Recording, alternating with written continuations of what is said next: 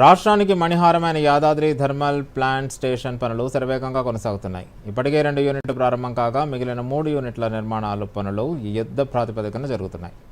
2026 మార్చి నాటికి ప్రాజెక్టును నిర్మించి ప్రజలకు అందుబాటులోకి తీసుకొచ్చేందుకు ప్రభుత్వం తీవ్రంగా కృషి చేస్తుంది. యాదాద్రి థర్మల్ పవర్ స్టేషన్ నిర్మాణ పనుల పురోగతిపై దూరదర్శన్ యాదగిరి ప్రత్యేక కథనం.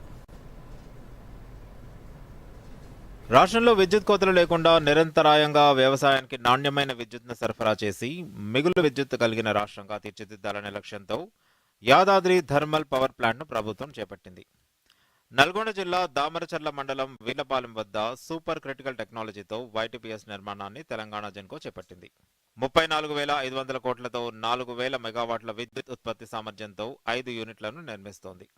ఇప్పటికే 2 యూనిట్లు విద్యుత్తును ఉత్పత్తి చేస్తూ ఉండగా మిగిలిన 3 యూనిట్ల ద్వారా 2026 మార్చి కల్లా విద్యుత్ ఉత్పత్తి చేసేందుకు శరవేగంగా పనులు కొనసాగిస్తోంది.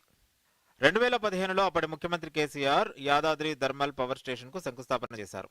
అప్పటి నుండి పనులు జరుగుతున్నాయి. దశల వారీగా పవర్ ప్లాంట్ విద్యుత్ ఉత్పత్తిని ప్రభుత్వం జాతికి అంకితం చేస్తుంది.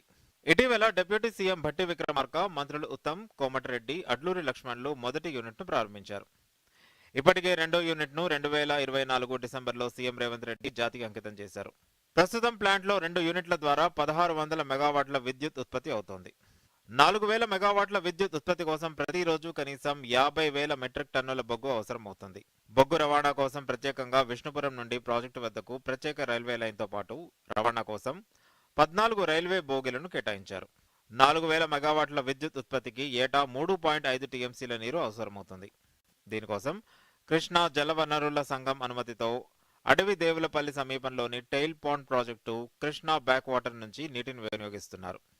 దీనికోసం 22 కిలోమీటర్ల పైప్ లైన్ వేసి 10 లక్షల క్యూబిక్ మీటర్ల సామర్థ్యం కలిగిన రిజర్వాయర్ను నిర్మించారు.